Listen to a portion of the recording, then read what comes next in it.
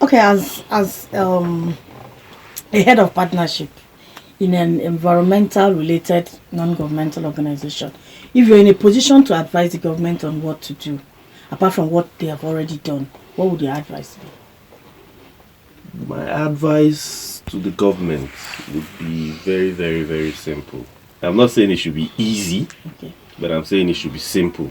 Simple in the sense that, look, you just have to tell these oil companies if you cannot do things the way you do it in other parts of the world, then just pack and go.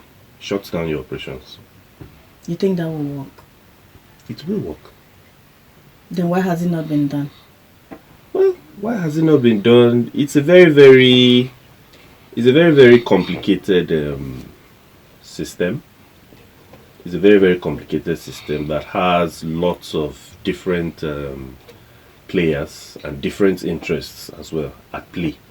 Because we have a situation where people allege that the community leaders go to these oil companies and they collect money from them and they are silent. We also have accusations that even government officials are also complicit in the corruption that has gone on in the oil sector.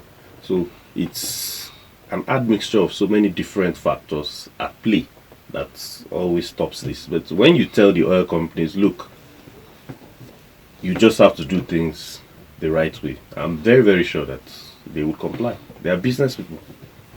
You just mentioned the issue of corruption. And according to the Mr. President, corruption is one of the things that is keeping us where we are right now. How do you think this can be checkmated? Well, very simple. A lot more transparency, one. And then, secondly, the way and manner that the whole social responsibility thing is managed is poorly managed, because we have a situation where these people just give handouts. So if I come to one of the oil majors, for example, and I say, look, I'm from Polapo community in Bayelsa State. Our people are suffering. This, and the oil company just gives me a little bit of cash, and it ends there. So we need to change the way that social responsibility is handled. It has to be something that is measurable, and it has to be something that does not involve transfer of cash from A to B, but rather it should be in terms of things that the community needs.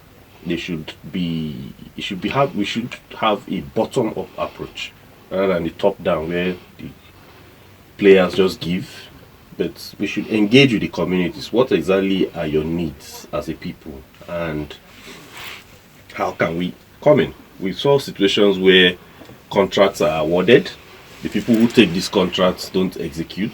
So you go to a community, for example, and you are seeing about 4 different water projects, all of them incomplete. And you begin to wonder, how did they even decide that it was water that was the most pressing need of this community? And if really it was, how come there are different people who are doing this same project and all of them have ended up the same way? So there's a need to change the way social responsibility is done in the Niger Delta. The era of handouts has to end, really. Thank you. The era of handouts by oil companies has to end so that corporate social responsibilities will be redirected. I've been speaking with Mr. Mohammed Bassa, the head of Partnership Sustainable Initiative for Nurturing Growth, Sing Nigeria. Thank you very much.